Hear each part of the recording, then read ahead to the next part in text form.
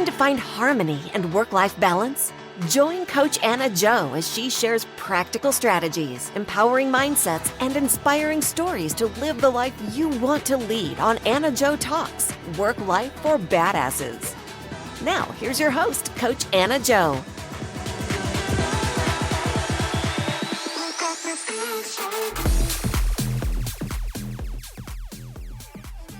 Welcome everyone to another episode of AnnaJoTalks, Work Life for Badasses. I'm Coach AnnaJo and I'm here to challenge the myth of balance and find real harmony in modern life. Get ready for that moment that will inspire you to take action and live life on your own terms. I'm your host, Coach AnnaJo, and let's dive in. So today I would like to mention something that is coming to my mind and talking and thinking about, which is regarding what is a badass. And I come here with a sense of to define, in my perspective, what is a badass. And this podcast is called Work Life for Badasses. And as you know, I am a life coach and I dedicated the speciality, I would say, would be work-life balance, but I don't believe in balance, so it's coming harmony. So how I define more about this work-life balance if I don't believe in balance? So I think more and more working with my clients and actually having them, working with them, in the last 4 years, and having myself also coming from a top 500 Fortune type of company, global company, and have built a international career where actually going through the ladder, right? So the corporate ladder was a thing. So, surrounded myself with that. But what is the common denominator? And if I think through about that, these people that I met, through this, willingness to really grow and make an impact, either in corporate and now in life as a mom, or either as an entrepreneur, and the type of clients I am attracting more and more are those type that I can call badasses. So, and thinking that's what's a badass? I think is an high achiever. All right. So, and coming from this big organization as a former corporate 18 years, there was always being who are the high achievers? Who are the 5%? Who are the high achievers in the organization? And talking an organization that had more than 80,000 80,000 employees, right? So who are the 5%? Who are the high achievers? Who are the high performers? Who are the ones who really make an impact? And hiring, who are the ones who are going after? And now I think, coming to this place, having my clients, but my coaches, my mentors, the role models I got, I think there is this part of, there is a common denominator. Are we a badasses? Yes or no? Yes, we are. So, and recently I was in a podcast and that question, right, was you have a podcast, the Work Life for Badasses. So what does this mean for you being a badass? And I was like, I have a short answer. A badass is an high achiever. And I sat there it is, because I believe so much it is, right? And now think through work-life balance and badasses or high achievers. What's the formula? What's the combination? Because I talking with so many people, right? So when sometimes coming with the work-life balance comes my workload is too high, everybody needs, and stay there, right? And they don't do nothing about that. But the high achievers, they don't. They don't stay there in I wish I would have more work-life balance. One day are the ones actually are thinking through how can I have more? How can I live better? How can I live life on my own terms? And I love to support and be part of this badasses world and have here in today's episode the definition of 8. I come up with 8 traits of the badasses I know, and I think if you are listening to this podcast, you are going to say, yes, amen. Oh, yes. And that's why we want to have work-life balance or better saying, harmony, living life on your own terms. And yes, you want to thrive. And yes, you want to have a me time. And yes, more important, you are doing something about it.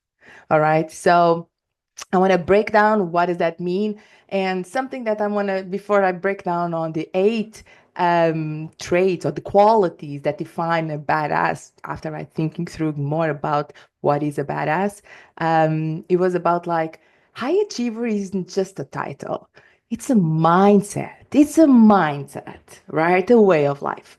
So, and the first time I was introduced to this expression, and as you may sound, I know my accent. I am Portuguese, so I was born, raised, and all my study. Oh no, but part of my studies were in Portugal, and when I moved like here to the US, not only the US, because I was introduced this when I was living in the UK, in England, to the book from Jen Sincero, You Are a Badass, right? And I loved it. I read that book. It was like my go-to for everything. Because it was that is you are a badass means that you are looking for the life you want at your own terms. And like being unapologetic about what you want and really go after the things that you want, and having the power and the courage to really do something about I want that life and I'm going after to that, right? So I don't know, like if you have read like Jen Sincero's You Are a Badass, and then she has different books. They have the money as well. So I was like, I want to be a badass. And that kind of was something that I started to develop on me. And even like thinking about the podcast, like perhaps I can call this podcast badass. And actually I consulted if I could have the badass here, like as a name for the podcast because of Jen Sincero, but it was okay. It was okay. And but this is to say that this is a concept, right? So this is not only me thinking like I am a badass, I live the life on my own terms. Is a thing. It's a thing, and this is something I want to talk more about because if you are here listening to this podcast episode, if you are my client, if you are surrounded by me, you will understand, right? So with this high energy that I have and looking for work-life balance is not only just like this mindfulness, which I believe it's so important, which I believe we need to practice. It's not only should, okay, but to really, really have that in your day as a non-negotiable, as something that works for you, all right? Something that you use for you and you choose. You have the power to decide. Okay. All right. Are you ready for the eight qualities that I want to share here with you for what I call what is a badass? What does it mean to be a badass in the world of go to the job? All right. So the first one, so I have here written like the eight qualities. And the first one perhaps is the one I was already mentioning is the badasses, they don't stay in a victim mentality. That's it. No victim mentality. And what does that mean, victim mentality? So I don't know, like when life doesn't go on our way, right? When things go wrong, they don't dwell in the negative, right? It's just like, oh my God, this happened to me, and now what, right? So it's like, instead, like that's look at this difference, right? Because life happens, all right? Life happens, all right? But the thing is that they take ownership of their own journey, looking for ways to move forward rather than getting stuck. And it doesn't mean they don't feel stuck. All right. If you are badass, but I feel stuck and I feel like I'm a high achiever. Okay. But being stuck is a state. It's like here, I feel like I don't have where am I going? But the questions you use to don't stay there, to don't be a victim, right? Says like, now there's nothing I can do, right? Because there is something that you can do. It's like, how am I come overcome this adversity, this situation, this being stuck, right? So how am I going to go after that? And that is different than there's nothing I can do. There's nothing I can do. And there's another one sometimes I hear that nothing I can do right now. A bit more positive, right? Right now. There's a time limit, but right now. So what are you doing in the meantime?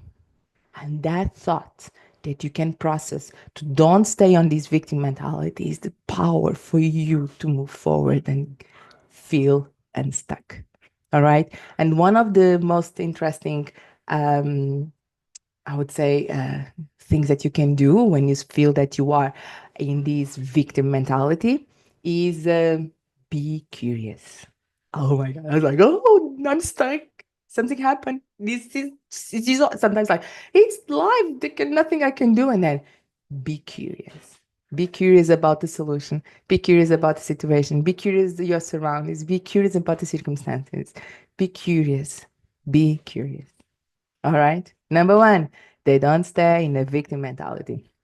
Number two, badasses take action. All right. Especially when things aren't going well. And this comes like if you're not staying in a victim mentality, right? So of course, you go ahead and you take action. And this happens sometimes when I am in events or just like networking and, like in certain type of um, groups, networking, right? So, and I introduce myself and I say I'm a life coach and I specialize in work-life balance. And it's very, very common listening to, oh, that's what everybody needs, right? So it's true. I believe that's why I want to call myself work-life balance and really like demystify this myth of balance being working less and that's it, or just managing your life by the equation of time. I want to just break down. I want to have an impact on this definition, and especially for me, because I came from a corporate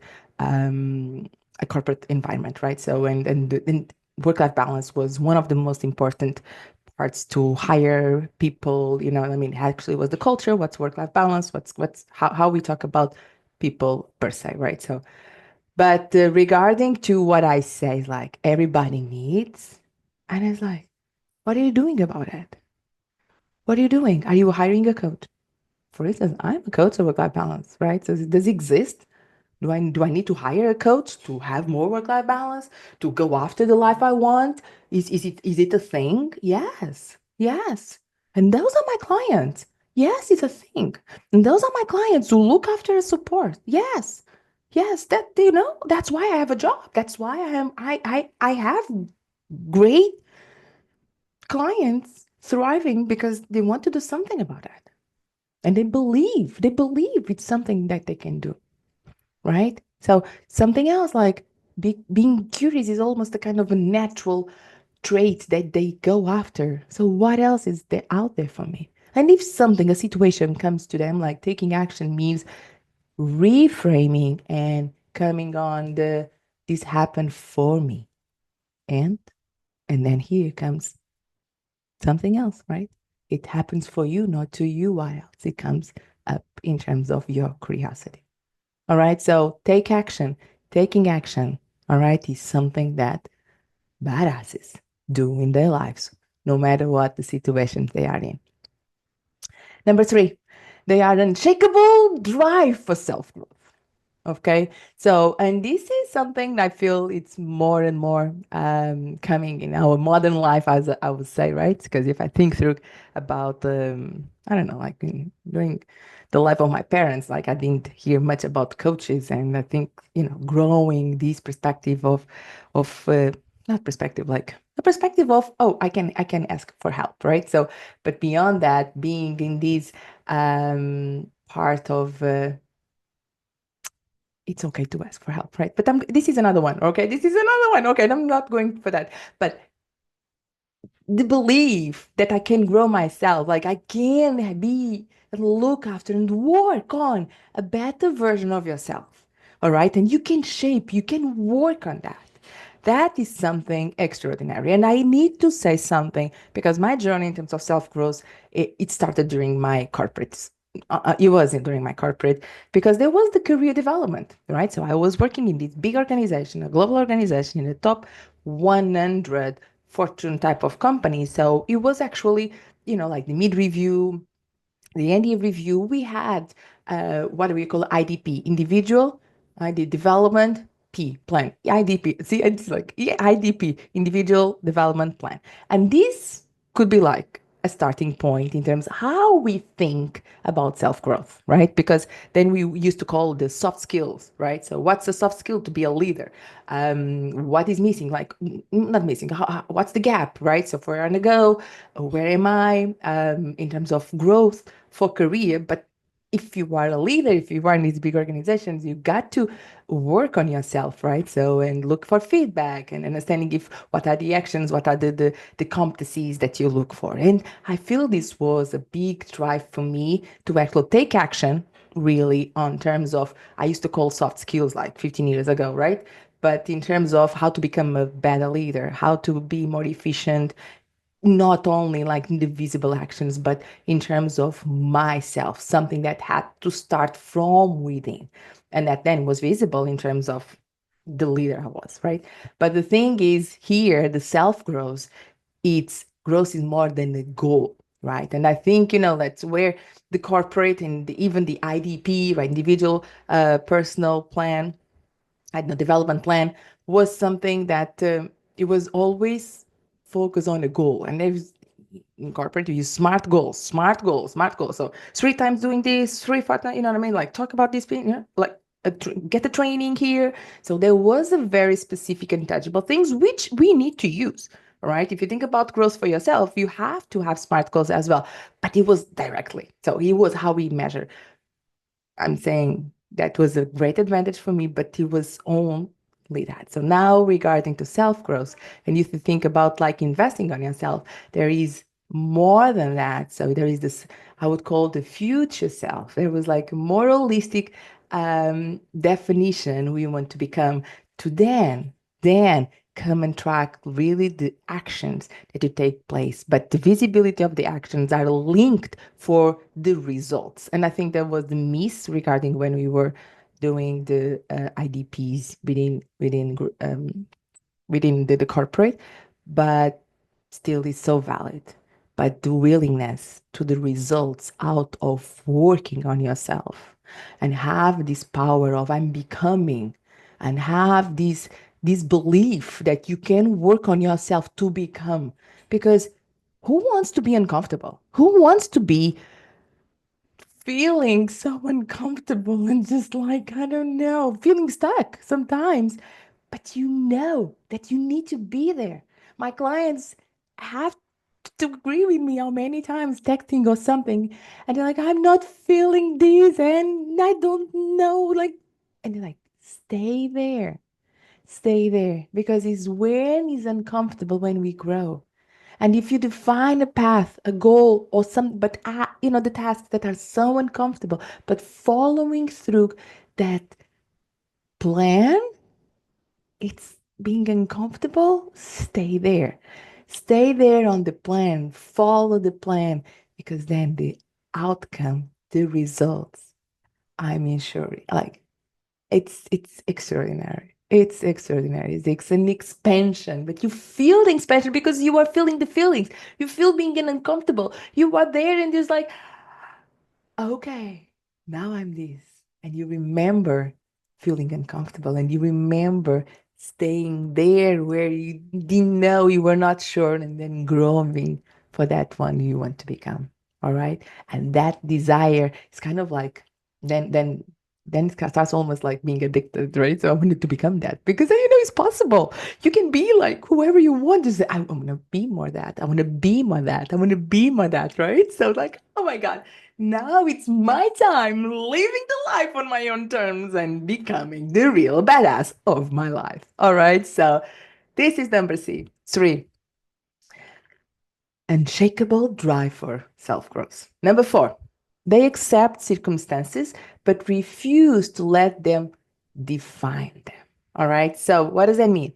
So if you think about like yourself, um, you are surrounded by your circumstances and you can control circumstances. Circumstances are circumstances, right? What you can control are your thoughts in terms of the surroundings and the meanings you have, the surroundings you have. Those are the things you can practice, right?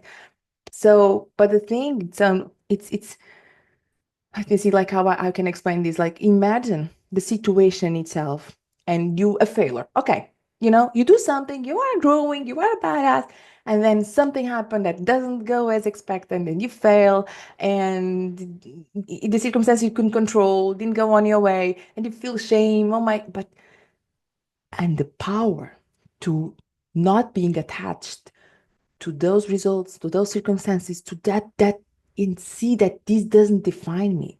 This was not the results I want. And be clear where you want to go.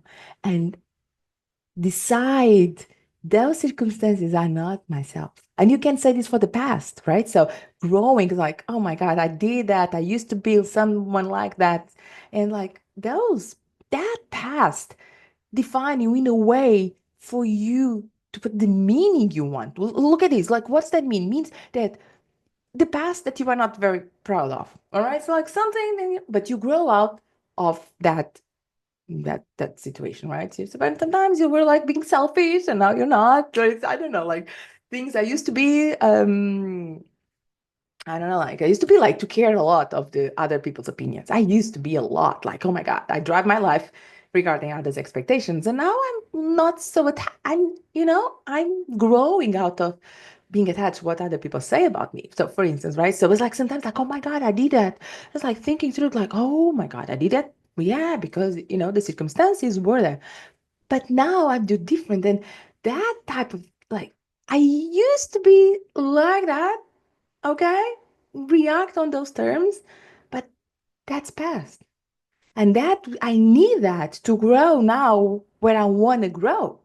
And that is the bridge, like that's my reference. And having a reference of growth is amazing. So it doesn't define me. It defines me as a growing opportunity. It's defined me for me to talk through the stories and the situations I went through, and I have awareness about that. I accept them as they are, and they are part of me, but they don't define me right now. They don't define me my future self, because you have the power to define your future self and driving for and build a plan and drive for the shape of the future self you want to be and live the life you want. That's like the badass in you. What are you doing to become the person you want to be, the future self, the future badass you want to become? All right. So the circumstances around you, they don't define you, and have the power to not be attached to the circumstances and really like, this is not me. This happened to me, but it's not me. Woo! Look at this. This is power, right? I know. I know. This is power. And have the power. This is out of my control. How can I use this to propel myself forward? That's what badasses uses to really go and grow. Okay. Okay. So the fifth quality, they go to the extra mile. And I think we call about hustling and grinding, and we are in a hustling and grinding environment and society, and I think we are starting to kind of judge so much who are in seasons of work, of whatever it is, because it can be not only work, because work and life, right? So the life as well. So whatever, but I'm talking about work because work is more judged, right? So it's because it's where we have more cases, and we have a lot more it's more spoken, like, and we have more data regarding burnout as well. So it's kind of, I need to avoid this, I can't do this. But the thing is, the clarity you may have of the future self, of the goal we have, of the dream you are going to, and sometimes it's not the clarity of the end goal, but or the bigger dream, and then in the mean between, I'm not sure how to go. It does need to be like that, but have the belief there's more and something there, and what's the next step that you want to do, or you want to try, or want to explore. Okay, let's put the things like that. You feel so empowered. You feel this agency that depends on you, that you go the extra mile because you decide. It's not about the other ones. It's not about the company, the organization you work for is asking to do an extra mile, an extra hour, an extra call, an extra meeting. It's not about that. It's because you decide. Okay. And that that is the power of the badasses, is have this purpose, have the clarity. What's the purpose of my next step, my next level, of my big dream? There's different formats in how to do the next thing, but the clarity of what is next there for me, and really feel, I call empowered, right? So because you feel the call to do it, not because I have to do it, it's because I want to do it, right? It's you do the extra mile, you do the extra call, you do the extra podcast, you do the extra email, you do the extra time with your children, you speak up time about your children. You don't mind like to get everybody in your house and have these play dates for everybody because you want to be there. Like whatever is the call you, or whatever is the things that you're doing, and being a badass, the high achiever, you do the extra mile. You don't get the things done just because. You do the extra mile. And it's about looking after doing the way that you feel good. All right. So, and it's about like get the best out of you, but you need to feel it first. Okay. So go to the extra mile. Yes, true. High achievers, high performers, and badasses go after the extra mile, not because they have to, but because they want to. All right. Then the other thing is about the badasses, and I think, like, is because if you think about like the concept of badasses, like the high achievers, they feel good about themselves. And one other things, and if you think about through leadership concept, leadership is not lonely if you decide not being lonely, right? So, and is they are always looking after how to support others. All right. So high achievers find joy and fulfillment in lifting others up. They know success is not just personal, it is also about contributing to the growth and success of those around them. And why? It's imagine that you have your purpose. Imagine that you're doing the extra mile. Imagine that you feel the call about the things that you do in your life, whatever they are: work, family, hobby, community, right? You have the call to do it. So, you know, you want to do it alone, right? You want the others around you to be happy, to be like enjoying as much as you are, because that's then the match of energy, right? If you're in this energy, like, I am a badass, a badass to badass, what you say? Let's go, right? So they support others. That's like, gives such a joy to see others becoming who they want to become, all right? So that's the number 6. Number 7, they have the courage to ask for help. And that's a big act of courage when you raise your hand and like, I think I need help. We normally believe this is about, let me see, like, it's act of weakness. And I remember thinking about that in corporate. All right. I remember not feeling, even not even like like bigger things, right? But the small things, ask for help, or I need a hand here. Like I can do this one, right? So it's like I honestly remember that because I wanted to do well. Like I want to,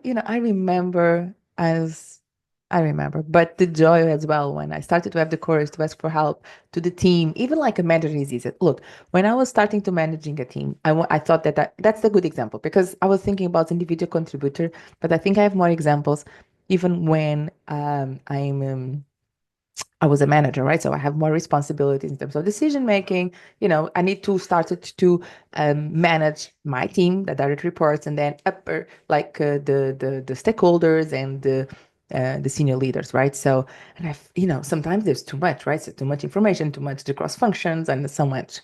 And the fact that I thought that I had to come up with the decision myself because I was listening. Yeah, no, it's your team. Now it's your decision. Now it's you. Now you are the leader, right? So I have this on me that I thought I couldn't, consult for the decision. I thought that had to be like a contract with certain mentor or my boss to really make that decision or something but it's not natural ask for help. And I think in our lives, and you think about mom, if you are a badass mom, think through about like imagine how many times are you asking for help, even for carpooling, right? So think through. I think it's not natural from us. Um, Asking for help. We believe that we don't want to bother others.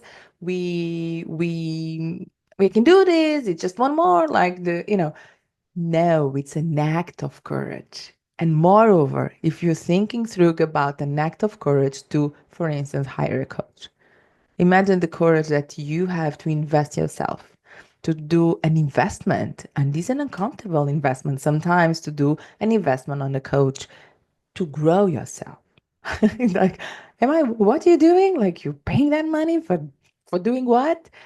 You hear this sometimes, right? So, and I think for me, like the ultimately like bad that thing was like, when I started to invest on myself. But really, and myself means, some programs, coaches, events, going to events and travel by myself. And when I was in corporate, I was getting my vacation days, my PTO days, paid time off, right? PTO days to go to events, you know what I mean? Or to do things because I thought that was investing on me. And I was like paying for the event, for the hotel by myself, PTOs, and having to have the babysitter. And, like I, I'm so glad I did it. Not only a coach, because I did that as well, and then passing over all the things that I invested to actually doing it. And for instance, that the events I went, right? So was investing on myself, but all the support I had to have, because if I travel, the babysitter, my husband, to support my growth, right? So, but that's the thing. So high achievers have the courage to do the things they believe are worth to do, right? But take action, and for that they ask for help. All right, and have this mind, I can do this alone, and I can do this everything alone. It's impossible. And this is one of the traits as well for leadership, right? So I recognize when I need support and have the humility to ask for it. So this is a big one. Have the courage to ask for help. And the last one I put together is, and perhaps it's because now I work so close, right? So directly with my clients about these badasses, like I call them badasses, all right?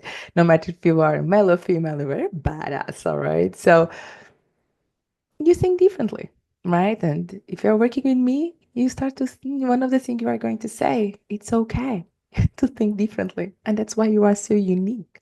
But accepting that is only me. Yeah, it's you. And have the courage to accept that and stand out as you are. Stand out doesn't mean that you are better or worse. You just stand out by your uniqueness. So, and take a conventional path of thinking outside the box because you want to. Those high achievers are, or at least decide, not not accepting the fear, right? And do it anyway. All right. So, and this is how it is starting to think different, because then about like one thing comes another one and then it expands and then you really think differently. And then you know what? There's the pains of growth because perhaps, who you surrounded are not anymore the people that, are growing with you. But that's another story. The thing is, badasses think differently and they are okay to standing out. Or at least they want to be okay. They're working on that because they are these amazing badasses impacting the world and being themselves and really, really high performers and high achievers. Okay. So I think this is something that there's 8 qualities of badasses. I would love to listen. If you have more or something that you believe what define a badass for you, if you put on the comments, I would love to hear from you and discuss more on building on these qualities from being a badass. All right. And there's something else that is coming. There is as well in my world of AnnaJo coaching. So what I'm doing is actually launching a challenge, and how I achieve as a top performers like to have tangible results and having a one goal. And because they ask for help, okay, so if I need help, if I am surrounded by a community that other badasses as well, so I'm launching as well this 6-week work-life balance challenge. And in this program you can find really the harmony, not balance, but the harmony between your life and work. But we're going to focus on one goal. And from that one goal, doing 6 weeks, you're going to develop like grow yourself, right? Help each other, celebrate others' wins. And, during that 6 week, that will be a game changer for you to gain momentum and achieve one goal, a badass goal. That could be small, but it's a game changer for you to keep growing and believing on yourself. All right. And this is could be like I a specific thing on your life that you want to perhaps achieve, but could be something as a discovery, right? So it's like I'm stuck in my job and I don't know what to do else, right? So you're gonna go after what is the one thing that you can really unlock during being stuck. And after 6 weeks, you're going to see the world differently and that being stuck differently as well. That's my promise. Okay. So this is the episode of today. Regarding to the 6 week work-life balance challenge, I will be putting all the details on the show notes. But this is it. I feel that if you want to thrive in this life and live life on your own terms, oh yes, you're going to take action. And because you are a badass, like you want to achieve, to thrive with clarity and alignment with your highest priorities. I hope this have inspire you. I want to say thank you. Thank you for tuning in into the AnnaJoTalks, Work Life for Badasses. I hope today's episode has inspired you to live life on your own terms. Until next time, remember, you are powerful, you are capable, and you can do hard things. See ya!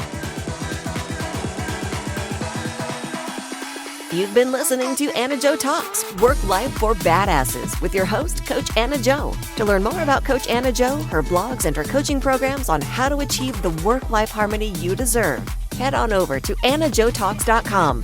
Make sure to follow Coach AnnaJo at Coach AnnaJo on all social media platforms. And don't forget to subscribe and listen to all of the AnnaJoTalks episodes on Apple, Google, Spotify, or wherever you listen to your podcasts. AnnaJoTalks, Work Life for Badasses was produced by Thrive Loud Productions. Thanks for listening.